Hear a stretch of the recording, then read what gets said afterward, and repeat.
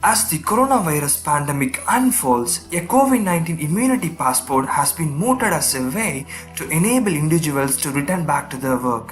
While the quality of antibody testing, the availability of vaccines, and the likelihood of even attaining COVID-19 immunity continue to be researched, we, the computer scientists at the Open University, tried to address the issues involved in providing tamper-proof and privacy-preserving certification for test results and vaccines. As a result, we developed a prototype mobile phone application called My COVID Credentials, which is based on our decentralized architecture that facilitates instant verification of tamper-proof test results. The tamper-proofness of the test results are made possible by anchoring the hash of the test results on a blockchain, which is an immutable ledger of transactions owned and managed by a consortium of network nodes with no central control.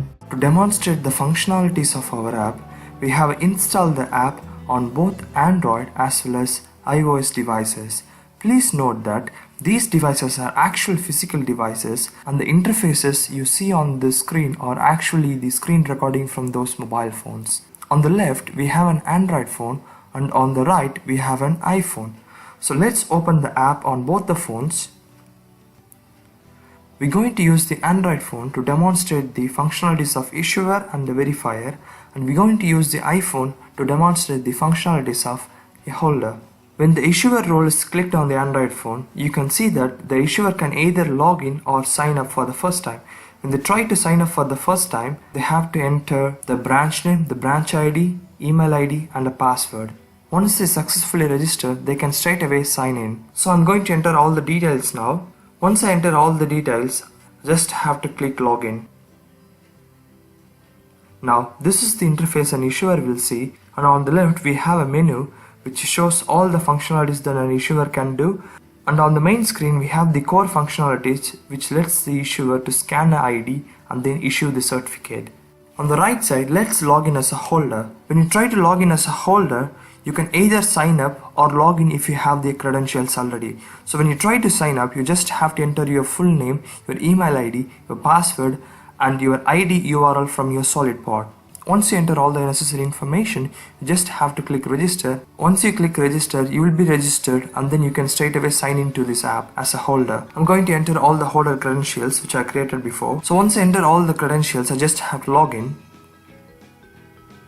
Once a holder logged in, this is the interface a holder will see, and when the side menu is opened, all the functionalities a holder can do provided on the left side, and the core functionalities that are needed are provided on the center of the screen. Now let's imagine a holder is going to an issuer and trying to get a vaccination certificate. The holder already got the jab and trying to get the proof for it. So the first thing the holder to do is just click on view my profile. ID will be displayed on the top and the pseudo ID number will be displayed as a QR code. On the left side, if an issuer is ready to issue a certificate, all they have to do is just click on the scan user ID button and then scan the QR code which is displayed on the right side. So I'm going to scan the QR code now. The scanning process is really quick and the issuer has to just click the issue the certificate button. Once that button is pressed, the blockchain based vaccination certificate is issued straight away. Once the certificate is issued, on the right side the holder has to just click on back button and then click receive a certificate button.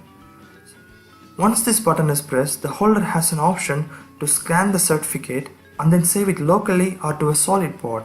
When the scan the certificate button is pressed, I'm going to scan the certificate on the left side which is displayed in the form of QR code. Once the certificate is scanned, the holder has two options. First is to save it locally or second is to save it to SolidPod. Let's save it locally first. Saving the certificate locally is a quick process and it's saved in an instant.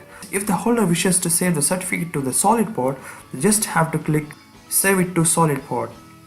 Here the holder has to enter the SolidPod details in which identity provider, username, password and the profile URI are required to upload the certificate successfully to the SolidPod. Now let's say the holder is trying to get back to the work and has a proof that they already got the vaccination jab for the COVID-19. To demonstrate this, let's log in as a verifier on the Android phone.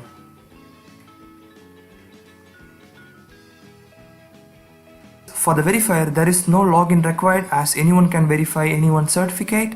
Now the verifier is ready to scan a certificate, and on the holder side, the holder has to do is just click on View My Certificate button.